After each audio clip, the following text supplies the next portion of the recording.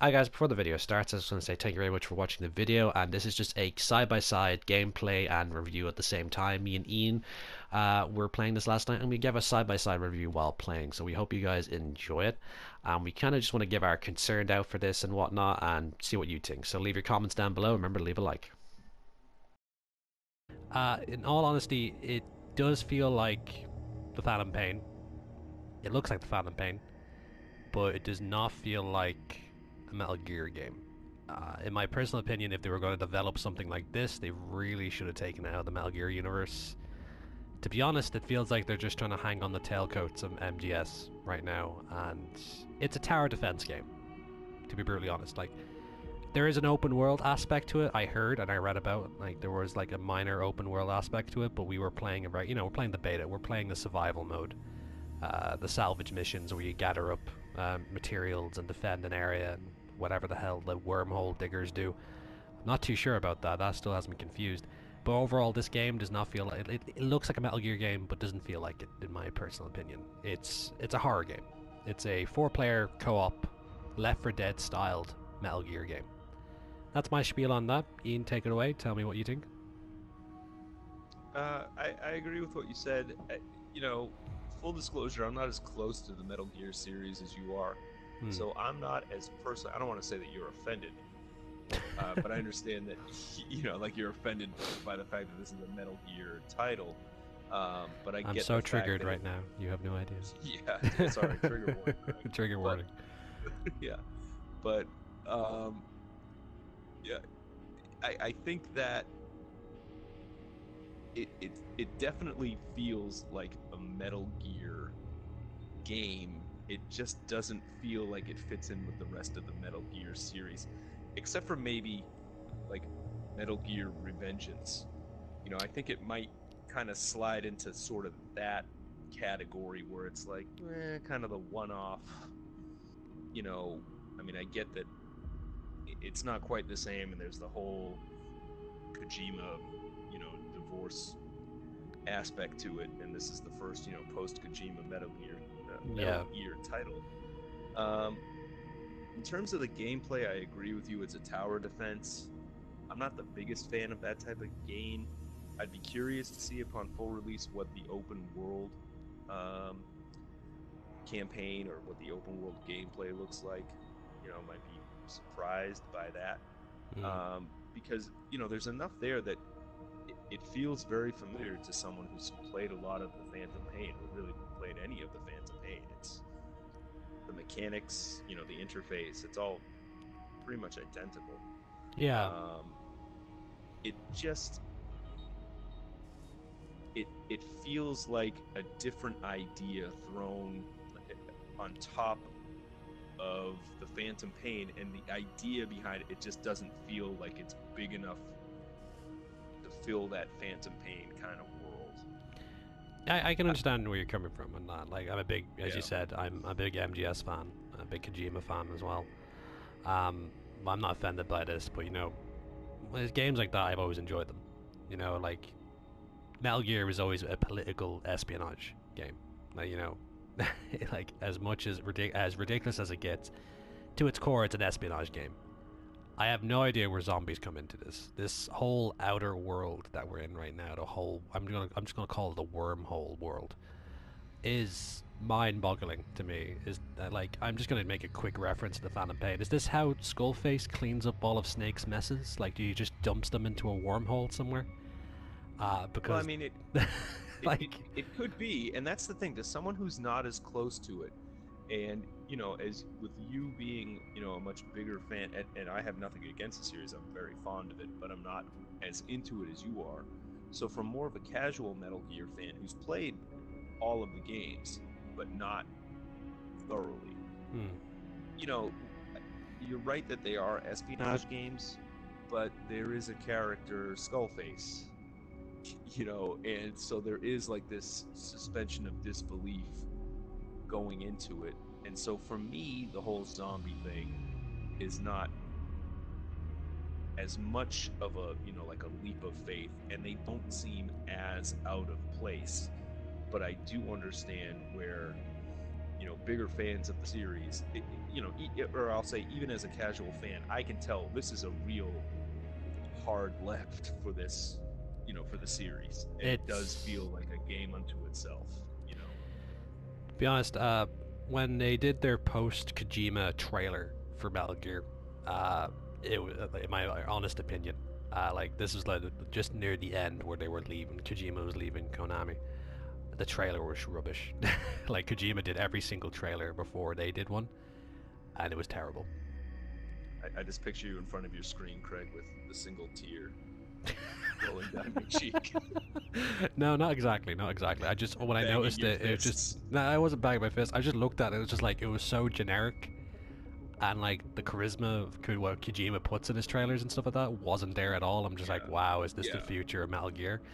Don't get me wrong, the game is somewhat fun. We did it with team at first. It was pretty easy with team.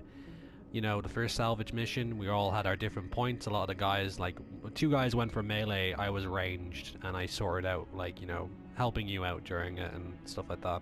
Because I played that salvage mission by myself. It was a bit rough on me by myself, and then I tried it with a group, and then we did the second one, which was practically impossible without a team, and we just kept running out of ammo. I know everyone's going to scream. It's like, oh, conserve your ammo. Go look for stuff. I was panicking trying to get those fences up. Some of the gameplay, I get conserve your ammo. Melee was a bit more of a viable option, especially early going. The early going, these were low-level missions we were doing, and we had low-level gear, especially me. This is the first time I played the game, and once I ran out of ammo, I mean, forget about it. Like the melee with I'm sure you could have the ability to upgrade your weapons. You do. You can actually strengthen your weapons. My assault rifle, I strengthened up so I could start hitting people with one hit. You can actually strengthen that. I actually forgot to tell you about that. You can strengthen it at the crafting table for weapons, and it makes it more powerful and does more damage, which is good because everything's actually there. They're showing us everything, not everything, but they're showing us like the customization, the crafting. What I've noticed in the game is like you will actually have a hunger and water monitor, so you will actually need to eat food and drink water, stay hydrated and stuff like that in this hell on earth, a hell in the underverse. I don't know where the hell this is, and it just boggles me. I'm not a big fan of this, but it is fun. But I'm not gonna let my whole being a giant MGS fan overcome on this. I'm not even too sure I'm actually gonna get this game. I'll probably read a review about it soon enough. But this is my honest review of the beta, is that it's bland. Like, as much as it feels like Phantom Pain, it's bland. We've seen this before, basically. Any zombie game, you can go into, half the time they're tower defense. Like, you go to Left 4 Dead, prime example. Left 4 Dead, you go to one point to the next point. In between, you're just basically going up a tower and fighting zombies. It almost feels like a DLC for the Phantom Pain that would have left us feeling the same way that Narco Road did for Ghost Recon Wildlands. Yeah, that's good. A weird DLC that doesn't really fit in with the game. I can tell it's part of the same game, but it doesn't really fit, and it kind of doesn't make sense that they would, put this in the same universe. I know Callum is screaming right now when we're talking about Narco Road, but once again, sorry, trigger warning for Callum there. Pathfinder Callum, trigger warning there. But to be brutally honest, when it came to Narco Road, they were trying to wild ball it. Basically, it was a wild card.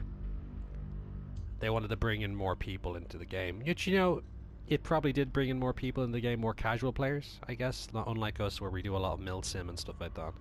But in this game I wasn't expecting to do Milsim. We pretty much ran around and tried to defend every point of entry into that place and defend the wormhole digger. I'm probably going to get screamed at in the comment sections like, oh, the story's already out or released, or it gives you a basic synopsis. You're in purgatory, for Christ's sakes, with weapons and barely any ammo. So that's what I'm getting from this game. And somehow most of Afghanistan and probably Africa as well has sunk into this place. And which I'm going to give a quick theory on that. You know when the skulls appear and that weird fog comes around? what if, like, every time Snake is in a different area and the skulls appear, technically we're there at the same time?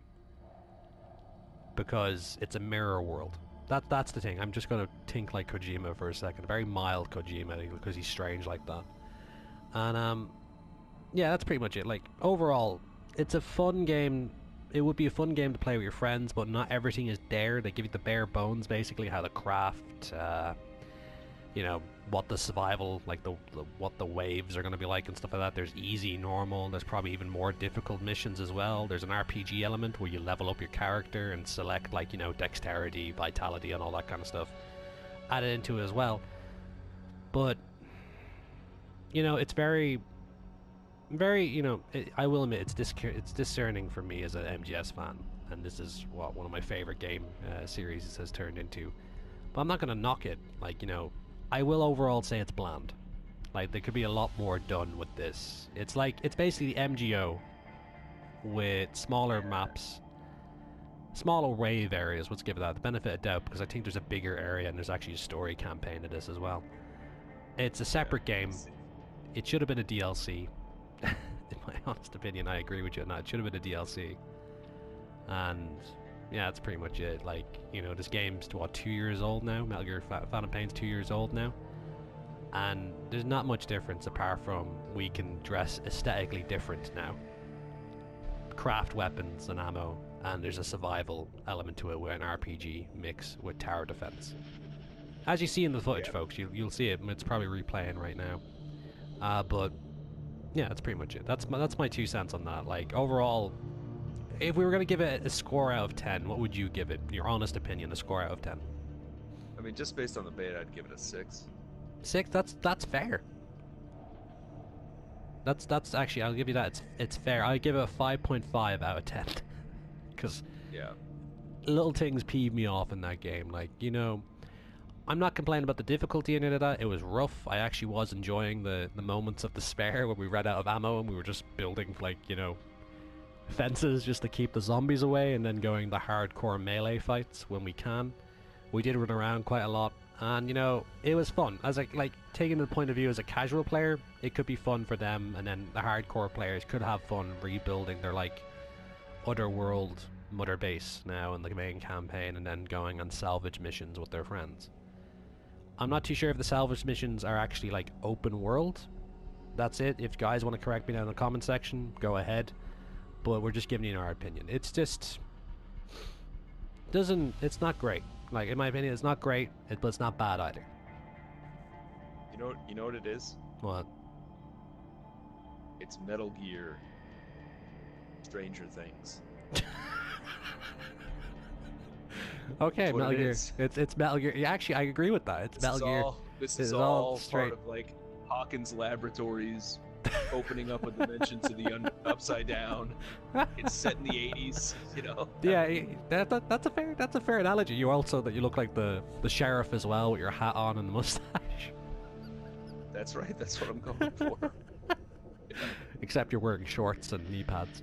But he gets hot. He gets hot sometimes. He gets hot sometimes. But yeah. Anyway, folks, it really depends. Like, on a review like this, I can't say anything too negative about it.